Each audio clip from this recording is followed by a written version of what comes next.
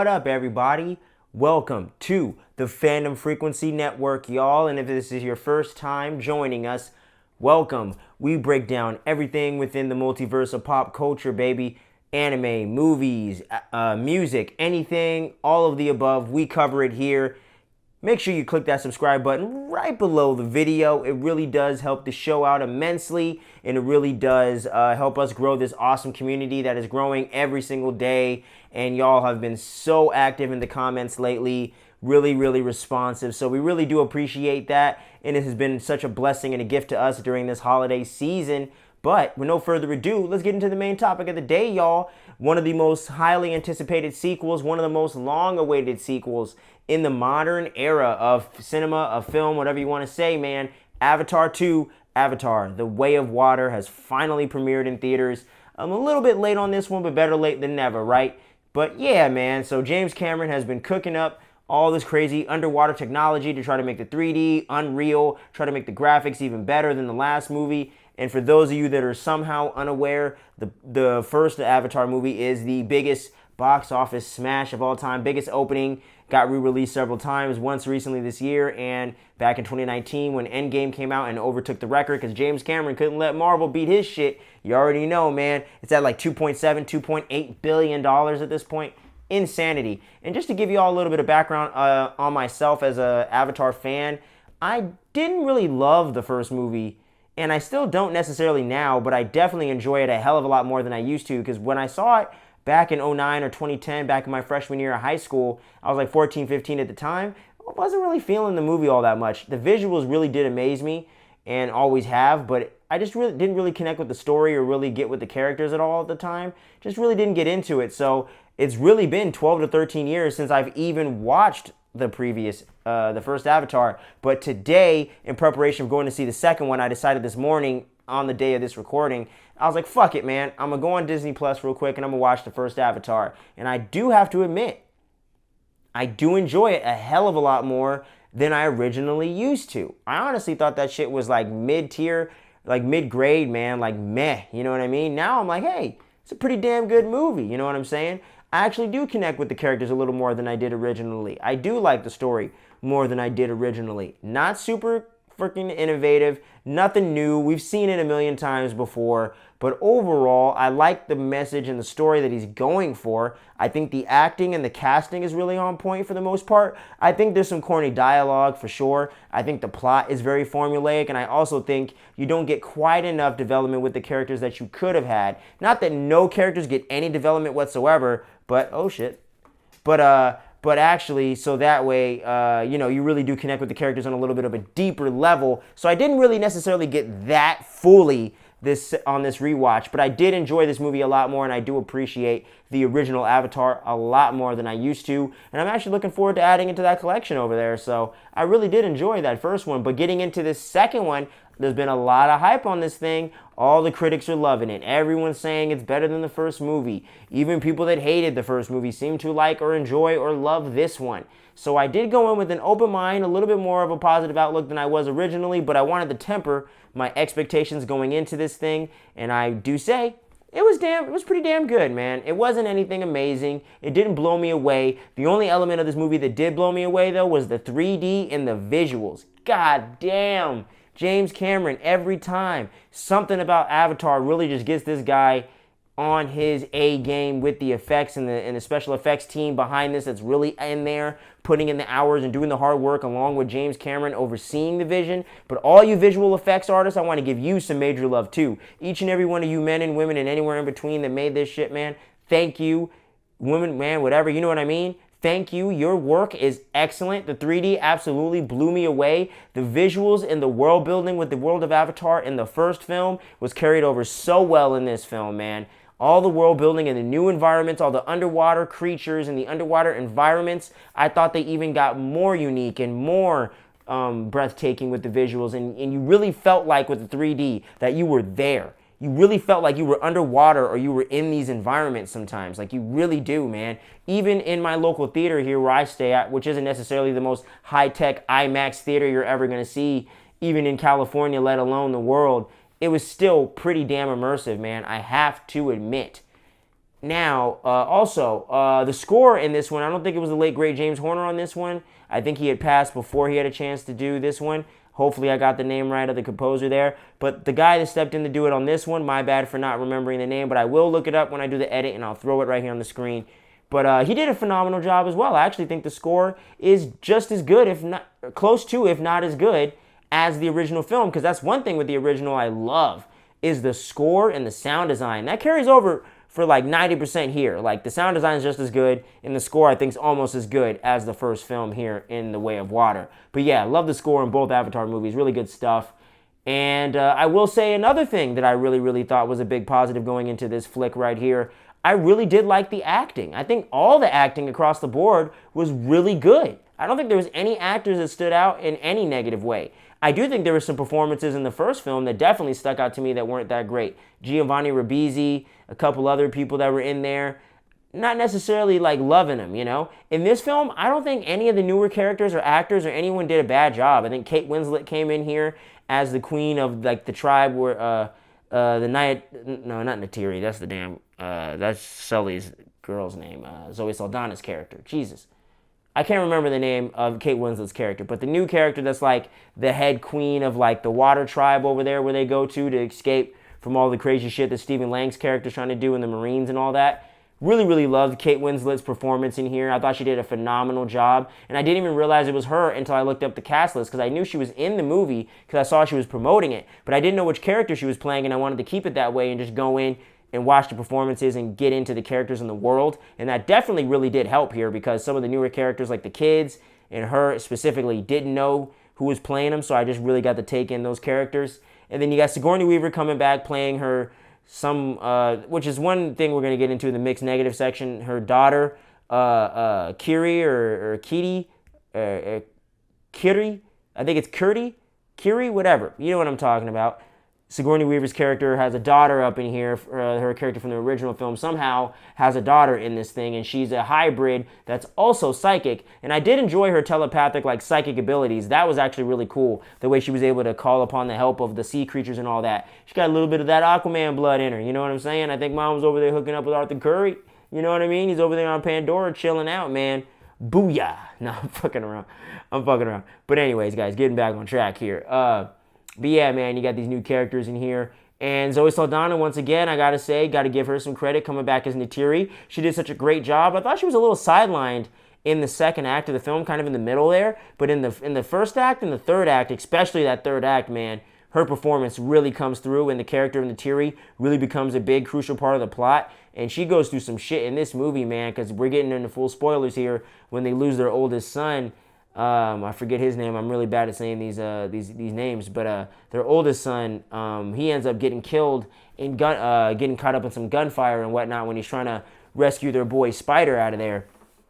One of the newer characters, pretty much Mowgli in space, who ends up being Stephen Lang's son's character. Stephen Lang's character's son in this film, which is another plot hole we'll get into in a bit.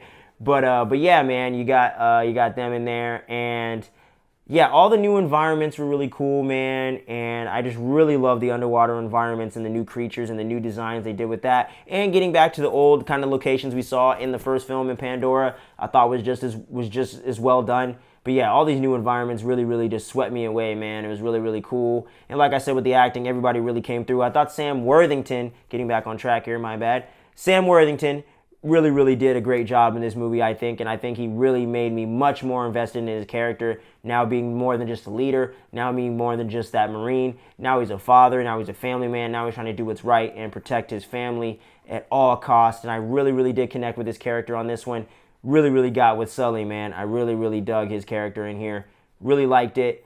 Once again, Zoe Saldana killing it. Let me see. Was there anyone else I wanted to mention specifically? No, man. That's pretty much it. All the newer characters, like all the kids and everything, the people that played Sully's kids, I thought all those young actors did a great job of what they were given and everything like that. I did think some of the kids' stuff got a little bit annoying in the sense of them always getting captured and having to get rescued. And then the younger son always having to like disobey his father and go against the rules like over and over and over and over again. That was a little bit of a negative thing for me right there. But other than that, I really, really dug the kid characters. I really, really love Sigourney Weaver's daughter and Spider. Those are the most interesting characters to me in this thing. And yeah, and getting to see, yeah, man. But yeah, like I mentioned before, and just want to highlight one last time, the world building in this thing is so awesome. I love how we get to see all these new tribes and all these new villages and all these new environments and creatures, and getting to expand the world of Pandora and really make it feel like a lived-in planet, a lived-in world. I think James Cameron and the team have done a phenomenal job doing that in both of these films, but especially here in the second film, where it does feel like it's expanding the world in the right way, and he's putting the story and the characters along with that. So that's why I really connected with the story and the characters a good, decent bit more than the previous film. I will definitely say that. I really, really dug this movie, man. It was really good overall. But getting into some of my mixed and kind of negative elements of the film, though, I will say that it's definitely too long.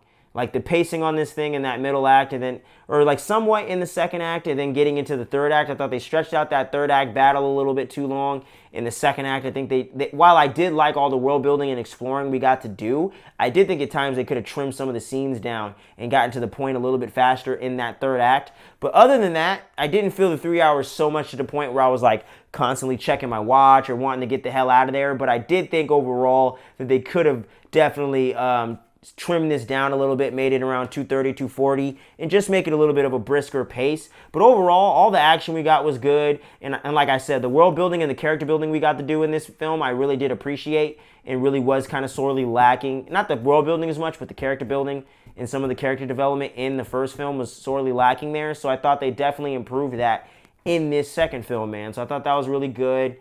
Yeah, let me think. Is there any other thing I want to highlight? Yeah.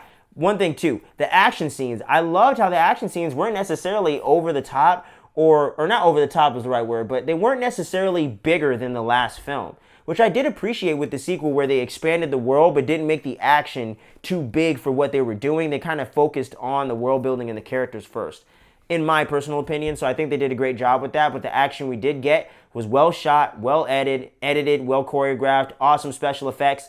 Literally one shot out of the entire thing that I was like, well, that's a little cartoony with the people falling out of the plane or whatever. Other than that, every other freaking action scene was seamless. All the effects seamless. Every time a new creature was interacting with another creature, or the big action explosions, what have you, any of that stuff that was going on, it was just seamless. And the frame rate didn't bother me either, man. I gotta admit, the frame rate did not bother me. But yeah, man, and like I said, with some of those plot holes with Sigourney Weaver's character and Stephen Lang's character both having children separately, not with each other, but both of them having children, does not make a whole lot of sense. It was not set up in the previous film at all. They never even explain who the mother is of Spider or who the father is of Neytiri. She literally has a vision and connects with her ancestors, which is with the tree link thing to their ponytail thing, which is Sigourney Weaver as her mother, and she even asked her directly, but ends up having a seizure and we don't get the answer. So I think there's a lot of cop-out, a lot of retconning, a lot of sloppy writing going on in a few instances there, where I do think there's some pretty good-sized plot holes in this thing that do hold it back from being a truly great sequel. I do feel in a truly great film, because those are some pretty big plot holes that lead to characters that are very pivotal in the film. Like the characters, I don't mind anything they were doing, the characters themselves, but that whole written thing of them having kids and the whole explanation of it was not well written at all. Like the characters, like the development, like the journey and the arc those characters are going on with Kitty and Spider respectively, but the way that they were born and the whole reason why the characters exist and how they put them into the movie, not well done at all. Like very, very sloppy in that regard. And I also think when it comes to the writing department where they kind of missed the mark, it's a lot of formulaic story beats going on. Of course, the son's going to disobey him, so then there's a big conflict with these people. Of course, they're going to bully him, and they're leading him out into a trap, so that way he gets in trouble with them, which causes friction. Of course, they're going to inevitably find them in the new place, so then they're going to fuck up other places to try to draw them out, which it does. So there's a lot of formulaic stuff going on with the plot, which kind of holds this back from being a truly great film, in my opinion. And I think Avatar 1 falls into the same pitfalls, and 2